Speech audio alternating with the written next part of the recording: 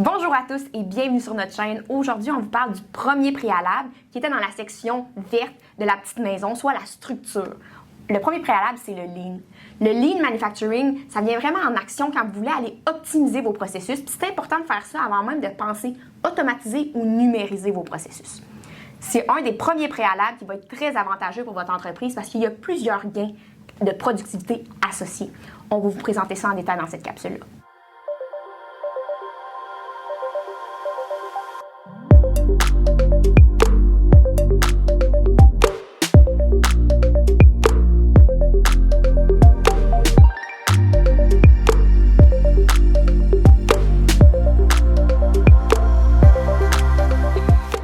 Donc, c'est quoi le Lean exactement? Bien, en fait, le Lean, c'est inspiré d'un autre modèle qui s'appelle le Toyota Production System, qui est apparu au Japon après la Deuxième Guerre mondiale. Donc, c'est pour ça qu'on fait souvent référence au modèle Toyota. Lean, ça signifie quoi? Ça signifie maigre. Donc, le Lean Manufacturing, c'est une approche et un ensemble d'outils qui ont le même objectif, éliminer les gaspillages. C'est quoi les gaspillages? Bien, ce sont un ensemble d'actions ou de tâches qui n'ont pas de valeur ajoutée pour le client. Donc, de la valeur ajoutée, petit rappel, c'est ce que le client est prêt à payer, ce que le client veut avoir. Le Lean, d'ailleurs, est souvent parfois appelé production à valeur ajoutée. Avec son but d'éliminer les gaspillages, le Lean peut amener un avantage concurrentiel à votre organisation. Et qu'est-ce qui est intéressant aussi, c'est que c'est peu coûteux à implanter et ça peut amener d'importants gains de productivité en réduisant les coûts. Pour ce sujet-là, aujourd'hui, on a invité Pascal Forget, professeur en génie industriel à l'Université du Québec à Trois-Rivières. Un de ses principaux champs de recherche, c'est l'amélioration continue, soit le Lean Manufacturing. Il y a plusieurs succès de projets d'implantation en amélioration continue à son actif. Fait que c'est vraiment une bonne référence pour nous, pour venir nous parler un peu pourquoi c'est avantageux d'implanter le Lean dans votre entreprise. Bonjour Pascal, merci d'être parmi nous. Merci de m'avoir invité pour votre capsule. Aujourd'hui, on voulait vraiment comprendre c'est quoi les avantages et les bénéfices d'implanter le Lean dans notre entreprise? Mon expérience m'a démontré dans les dernières années que toute organisation tire avantage du Lean ou, comme je préfère l'appeler, l'amélioration continue en français. Si je m'adresse aujourd'hui à vous, entrepreneurs, qui écoutent cet enregistrement, bien, en fait, je vous demanderais, est-ce que c'est déjà arrivé que vous avez cherché la commande A38? Est-ce que ça vous est déjà arrivé d'avoir été renvoyé d'un employé à l'autre ou d'un service à l'autre pour tenter de la trouver? Est-ce que vous avez déjà observé des arrêts ou des arrêts machines ou des retards de commande, des inventaires en trop, un certain fouillis dans l'entreprise? Est-ce que vous êtes sûr que tous les employés font bien leur travail, qu'ils comprennent bien leurs tâches, puis surtout qu'ils communiquent bien avec les autres employés? Bien, ce sont de simples exemples qui démontrent qu'on a besoin de l'amélioration continue dans une grande majorité d'entreprises. Maintenant, si vous avez répondu positivement à une ou plusieurs de ces questions, comment on fait pour améliorer ces situations-là? Par où on commence dans l'entreprise? En fait, l'amélioration continue fournit un cadre d'amélioration des pratiques qui permet non seulement aux gestionnaires, mais aussi aux employés de s'y retrouver et bien fonctionner dans un contexte d'amélioration. Tout à l'heure, on me demandait c'est quoi les avantages. Bien, tout au début, quand on commence à implanter une approche d'amélioration continue dans l'entreprise, déjà, on commence à avoir certains avantages. Premièrement, une reconnaissance commune de la part des gestionnaires et des employés de ce que c'est quelque chose qui fonctionne mal. Donc, on n'est plus dans la passivité de dire ben, « c'est comme ça a toujours été comme ça ». On essaie de voir et d'observer ensemble qu'est-ce qui ne fonctionne pas, qu'est-ce qui devrait être amélioré. En amélioration continue, on appelle ça des gaspillages ou de la non-valeur ajoutée.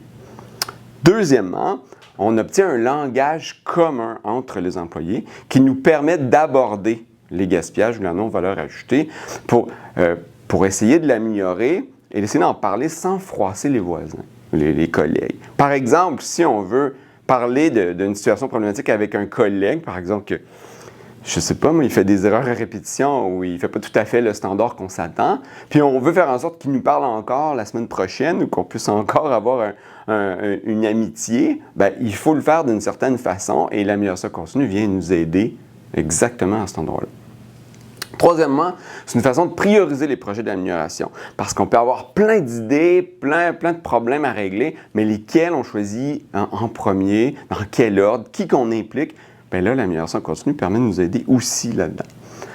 Quatrièmement, ça nous permet d'avoir une implication active des employés. Les employés sont plus en retrait en disant « Bon, tu veux améliorer ça, ben fais-le, moi je suis plus ou moins d'accord, vas-y. » Non, les employés font partie des étapes d'identification des problèmes, de mesure du problème, d'analyse, de trouver des solutions, des alternatives de solutions, les implanter et les vivre au quotidien. En fait, en gestion du changement, les facteurs de succès, c'est l'éveil des employés au fait qu'il y a un problème et les impliquer dans la démarche de résolution de problèmes. Donc, c'est exactement où est-ce que se situe l'amélioration continue. Finalement, le fait de profiter d'outils d'amélioration continue qui ont été validés puis implantés à plein d'endroits avec succès, on parle ici du 5S, des anti-erreurs, des Kanban, des Andon, par exemple, bien, ça nous permet d'avoir des gains plus rapides. Cependant, il ne faudrait pas voir ces outils-là comme une fin en soi. Il faut que ça soit encadré, entouré d'une approche d'amélioration continue qui nous permet d'appliquer certains principes pour que les employés sentent que c'est utilisé dans un but pour améliorer l'entreprise au complet. Ensuite, lorsque toute l'amélioration continue, toute l'entreprise va avoir compris l'amélioration continue dans son ensemble, c'est là qu'on va pouvoir aller chercher d'autres gains. C'est à ce moment-là qu'on va commencer à avoir d'autres avantages surgir lorsqu'on va avoir réussi quelques projets et les employés vont être vraiment impliqués. On va observer des délais de livraison plus courts, une meilleure qualité des produits, moins de perte de temps pour les employés dans leur travail, une meilleure gestion des inventaires, probablement moins d'inventaire, une meilleure communication entre les employés, moins de frustration, moins d'irritants, donc des employés plus satisfaits. Ce sont seulement quelques exemples de ce qu'on peut observer à la mesure où on fait des projets d'amélioration continue de façon régulière. De mon point de vue, ça ne fait aucun doute que toutes les entreprises manufacturières de services, des organisations publiques ou privées devraient faire absolument de la place dans leur organisation pour une approche d'amélioration continue. Surtout si elle veut continuer à fonctionner efficacement et ensuite tirer avantage des technologies avancées comme les technologies issues de l'industrie 4.0 ou de l'intelligence artificielle. Voilà, merci. Merci Pascal pour tes explications.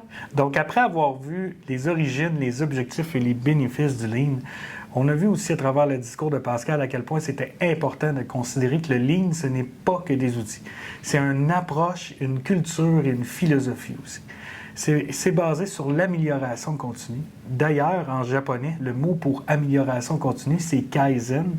Peut-être que vous avez déjà entendu ce mot-là, qui est formé de deux mots en japonais, Kai et Zen, qui signifient changement et meilleur. Donc, on pourrait traduire ce mot-là beaucoup plus par apporter des changements pour devenir meilleur. Et cette phrase-là, ça résume les fondements de la philosophie du Lean. Par exemple, une chose qui vient avec le Lean, c'est de faire des Kaizen Blitz. Qu'est-ce que c'est un Kaizen Blitz? C'est un atelier qui peut durer 2 à 3 jours où on focus sur une problématique qui a été préalablement choisie et l'objectif, c'est d'apporter des changements significatifs pour améliorer la situation. Si vous n'avez pas eu l'occasion de visionner notre capsule numéro 7, on vous invite à le faire. Ça va vous aider à comprendre la culture de l'amélioration continue qui est à la base de la philosophie du Lean. C'est important de comprendre et d'adopter cette philosophie-là. Et c'est démontré qu'en adoptant une culture d'amélioration continue, on va augmenter le gain potentiel de la mise en place des outils. Et c'est aussi avec cette conscience-là qu'à travers les années, le Lean s'est développé en ajoutant plusieurs méthodes à son portfolio d'outils. Pour le reste de la capsule, on va vous présenter des outils du Lean ainsi que leurs bénéfices que vous pourriez potentiellement intégrer dans votre entreprise selon vos problématiques. Malgré que les exemples sont souvent axés sur l'industrie manufacturière, n'oubliez pas que le Lean peut être utilisé partout, autant dans votre département administratif que les entreprises de services et plusieurs autres. Tel que mentionné au début de la capsule, le Lean base ses actions sur les gaspillages, qu'on appelle en japonais les muda. Il y a 8 types de gaspillage. Il y a la surproduction, l'inventaire, ça c'est 2 places où il y a énormément d'argent qui dort dans votre entreprise. Il y a aussi les transports et les déplacements inutiles. Quand vous commencez à déplacer de la matière première à gauche, à droite, vous pourriez peut-être vous questionner à savoir, peut-être que mon aménagement n'est pas adéquat. Il y a aussi tout ce qui est les traitements inutiles, donc des étapes complètement inutiles dans votre processus, des mouvements inutiles, donc les employés qui se déplacent énormément sur votre plancher, Il y a aussi tout ce qui a trait à la qualité, donc les erreurs et les défauts que vous créez dans votre entreprise. Les temps d'attente, par exemple, que vous attendez un 24 heures pour le séchage d'une pièce à la peinture. Et aussi, le 8e, c'est la sous-utilisation des compétences de vos employés. En intégrant une conscience envers les gaspillages dans votre entreprise, ça va vous permettre de mettre en place un exercice qui va vous aider à efficacement réduire vos temps d'opération et vos coûts.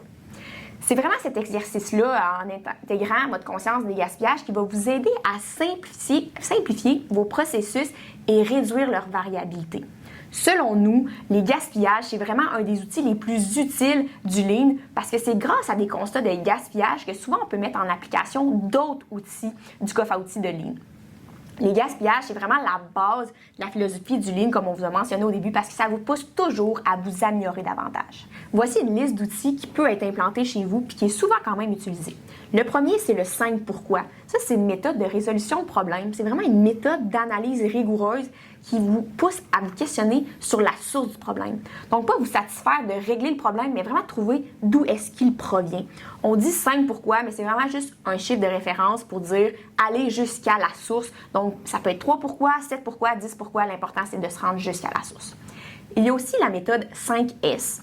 Ça, si vous avez déjà eu à gérer des pertes d'outils, des vols d'outils, de la recherche d'outils, c'est la méthode qu'il vous faut intégrer. C'est une méthode de rangement organisée selon les 5 S suivants. Donc, supprimez l'inutile. Si vous avez 14 versions du tournevis, en gardez seulement un. Situer les objets, donc vraiment que tous les objets aient leur place identifiée. Scintiller, donc nettoyer l'environnement autour. Standardiser d'un poste à l'autre, donc s'il y a un seul tournevis au poste 1, mais il devrait avoir seulement un seul tournevis au poste 2 si c'est deux postes similaires. Et puis, le dernier S, suivre, donc vraiment contrôler, auditer, vous assurer que cette méthode organisée de vos outils-là et de vos postes de travail reste adéquate. C'est une méthode qui va vous apporter énormément de gains de temps, puis ça pourrait vraiment augmenter considérablement la productivité de vos opérations. Le troisième outil, c'est le Pokayoke. Ça, c'est vraiment un système d'anti-erreur. On les voit dans les stations-service. Donc, le pistolet du gaz diesel ne rentre pas dans une auto à gaz normal. Puis c'est vraiment pour éviter d'aller endommager le moteur, donc éviter l'erreur. C'est vraiment courant, beaucoup dans notre société. Par exemple, les laveuses, quand elle est en marche, vous pouvez plus ouvrir la porte pour pas que l'eau se déverse. Et aussi les prises de courant, selon les pays, tu peux pas brancher parce que c'est pas le même courant. Il y a 3 types de façons de mettre des anti-erreurs en place. Soit c'est mécanique, comme l'exemple. Réellement, je ne peux pas mettre le pistolet dans mon auto. Sinon, ça peut être sonore. Donc, si quelque chose se passe de la mauvaise façon, il y a un son qui se projette. Ou encore, ça peut être procédural. On le voit avec le cadenassage. Vraiment, il y a une procédure très stricte à suivre afin d'opérer la machine. Un autre outil, c'est le SMED, qui veut dire Single Minute Exchange of Die. Ça, c'est une méthode qui vous pousse à réduire vos temps d'arrêt quand vous voulez changer un outil. Donc, faire un setup sur une machine. En fait, ça vous pousse à vous questionner sur c'est quoi les étapes internes du changement d'outil et externes, pour ensuite mettre toutes les étapes externes en amont du changement d'outil ou même en parallèle à la production. Ça va vraiment vous permettre de réduire votre temps d'arrêt au maximum, puis avoir seulement le temps interne. Ça va vous permettre vraiment de sauver énormément de temps. Il y a aussi la standardisation, qui est donc des piliers du Lean, mais qui a fait son apparition grâce à Henry Ford, vraiment le premier fondateur de la standardisation. C'est une méthode qui vous encourage à standardiser vos opérations, vos processus et même vos pièces. Donc, vous pourriez décider d'utiliser seulement des vis à tête carrée pour utiliser seulement un tournevis à tête carrée et réduire le nombre d'outils au poste de travail. En implantant de la standardisation, ça va vraiment favoriser la stabilité de vos processus et aussi la polyvalence de vos employés. Ça va avoir un impact important sur les coûts de votre fabrication. Un autre outil, c'est la cartographie de chaîne de valeur. Si vous n'avez pas écouté notre capsule numéro 9, on vous invite à l'écouter. Ça explique en détail c'est quoi la cartographie de chaîne de valeur, puis ça l'explique c'est quoi les avantages de cet outil de diagnostic-là. Donc, on a pris le temps de vous expliquer quelques outils qui étaient les plus communs et les plus simples à implanter. Mais il en existe plusieurs autres. On peut penser juste au Juste-à-temps, au Kanban, PDCA, les Andon, le Jidoka, le Gemba et la maintenance préventive. Même si on vous a montré que quelques outils, on est convaincu qu'il y en a au moins une qui pourrait être intéressante pour votre organisation pour vous donner des gains de productivité et sauver des coûts avec le Lean. En résumé, le Lean fait partie intégrante de la culture du changement et de l'amélioration continue.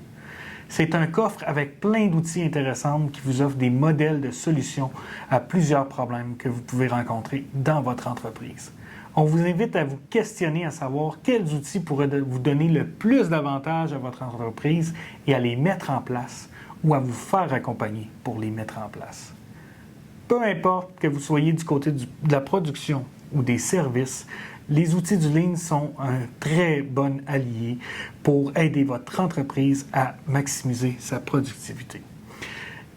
Le Lean est à prioriser pour vous optimiser avant de démarrer votre transformation numérique. D'ailleurs, c'est démontré que l'introduction du Lean augmente vos chances de succès de votre transformation numérique. Donc, c'est ce qui termine notre capsule pour aujourd'hui. On se voit à la prochaine pour un sujet qui est très demandé et très d'actualité. C'est la stratégie d'affaires, ou qu'on appelle souvent aussi planification stratégique. Donc, on vous invite à vous abonner pour ne rien manquer. À bientôt!